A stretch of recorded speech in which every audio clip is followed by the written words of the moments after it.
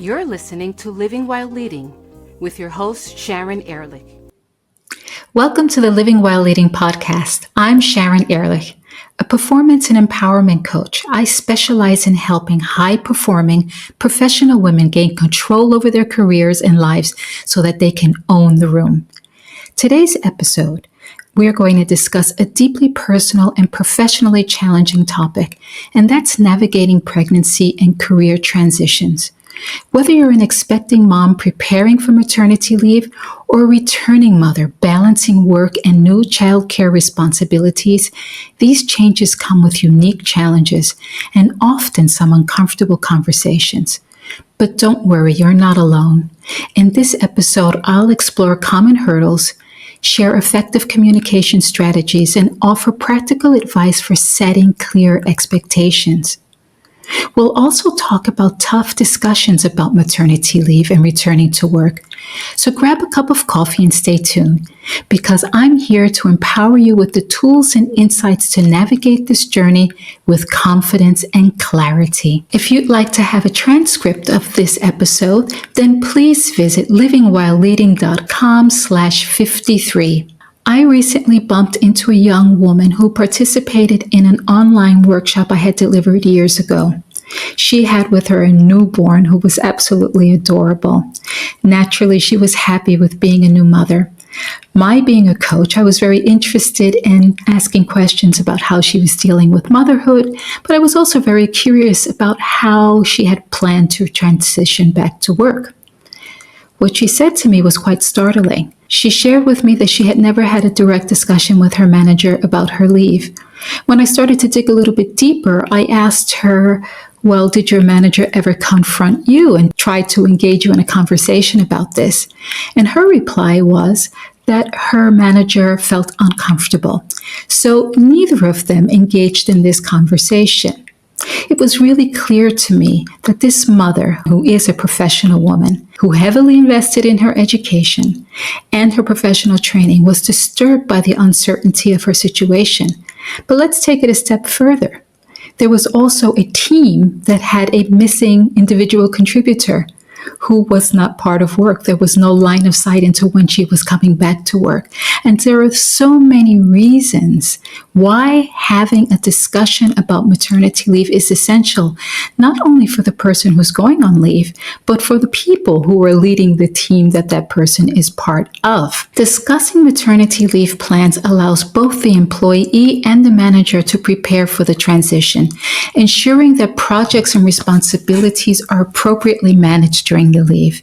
This planning helps identify any potential gaps or needs for temporary coverage, reducing stress for both the employee and the team. Open communication helps set clear expectations regarding the duration of the leave, the employee's availability, if any, during this period, and the anticipated return to work date. This clarity prevents misunderstandings and helps both parties plan effectively for the future, fostering a sense of trust and cooperation. Early discussions about maternity leave can help identify any accommodations or support the expected mother might need both before and after the leave. This could include flexible working hours, modified duties, or a phased return to work. Addressing these needs proactively creates a supportive work environment and promotes the well-being of the employee during this significant life transition. Certain realities related to balancing work and childcare responsibilities cannot be avoided. You won't get through any day as a new mother without having some sort of time management system in place and setting daily priorities. You'll also realize quickly that even with all the planning in the world, the unexpected could derail everything. To get through this phase of your life, you'll have to ask for help and learn to delegate. You also have to establish a new relationship with perfectionism and accept that some things just won't get done the way you do them. Plus, let's not forget the physical recovery post-birth, including the need for adequate rest and medical follow-up. Some women may experience emotional challenges such as postpartum depression, anxiety, and the common feelings of guilt or inadequacy that new mothers may experience. I can tell you, as a new mother, I definitely felt inadequate the first 3 months after my child's birth. For some new mothers, the feeling of overwhelm might be a constant companion. In some cases, professional help may be needed. If there's one thing I could say, it's the importance of self-compassion during this transitional period. If you're a leader, it's important to be flexible and understanding in accommodating these new responsibilities. Let's spend some time reviewing some best practices for communication. If you have direct people management responsibility, establish a supportive environment that values open communication and be proactive in initiating conversations about maternity leave and return to work plans. This will ensure that employees feel valued and supported. Inform yourself about your organizational maternity leave policies and practices, flexible work arrangements, and any employee support programs. If you're planning on going on maternity leave, take responsibility for communicating your needs and concerns clearly and assertively. Prepare for conversations about adjusting workload, requesting flexible hours, or working remotely. Take time to understand what programs exist within your organization and engage with colleagues who recently returned to work. Listen to their stories and learn from their experiences. Document discussions and agreements with your manager to ensure clarity and follow through. Thank you so much for tuning in. If you're enjoying today's episode, I'd love for you to join my mailing list. It's the best way to stay updated on my latest podcast and receive exclusive content through my newsletter. Sign up at livingwhileleading.com/subscribe and never miss an update. This is the point in the show where I say if you've listened this long, then probably we should be connected on LinkedIn. Why don't you send me a message with a connection request and tell me that you found me on the podcast? I look forward to following you in my LinkedIn feed. Here are my top 3 recommendations for planning your return to work. First, create a realistic return to work plan that includes timelines and phased re-entry options. Discuss potential adjustments in job responsibilities or hours to accommodate new parenting responsibilities. And have regular check-ins with your leader to reassess and adjust plans as needed. It's important to be realistic. You may feel uncomfortable about initiating this type of discussion with your manager.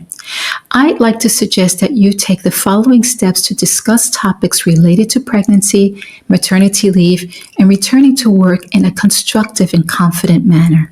The first recommendation is prepare in advance. Before initiating the conversation, take the time needed to prepare properly. Outline your key points and anticipate potential questions or concerns from your employer. This preparation will help you communicate your needs clearly and confidently, ensuring you cover all important aspects such as your proposed maternity leave timeline, desired flexibility, and any specific accommodations you may need. Timing and environment can significantly impact the outcome of the conversation. Choose a time when your leader is not rushed or distracted, and consider requesting a private meeting to ensure a focused and uninterrupted discussion. A calm and professional setting helps facilitate a more open and constructive dialogue. Approach the conversation with a positive mindset, using clear and assertive language. Frame your discussion around mutual benefits, such as how a well-planned leave and return strategy can contribute to a smooth transition and continued productivity. Being specific about your needs and the support you seek shows that you are proactive and solutions-oriented. I'd also like to recommend using role-playing exercises, which can be useful in walking through hypothetical scenarios, such as negotiating flexible work hours or addressing concerns about career transition post-maternity leave. This exercise will help you create a list of talking points to help guide you through these conversations. You have more control than you think. Don't wait for the last minute to engage in this important discussion, no matter how uncomfortable it makes you feel. Don't leave anything to chance, and prepare yourself. Empower yourself and advocate for your needs. If you're a leader, ensure a supportive workplace culture for your team. I'd love to hear your stories on how you manage your maternity leave and re-entry to the workplace. Please feel free to send me your feedback. I think it's important for us all to create a community of shared experiences and support. So don't keep your stories to yourself. Thanks for listening. Feel free to reach out to me if you think you need a thinking partner to support you with planning your career transition after having a baby. If you found this episode helpful, share it with a friend. Remember, you're the solution to claiming what's important to you. Thanks for listening today.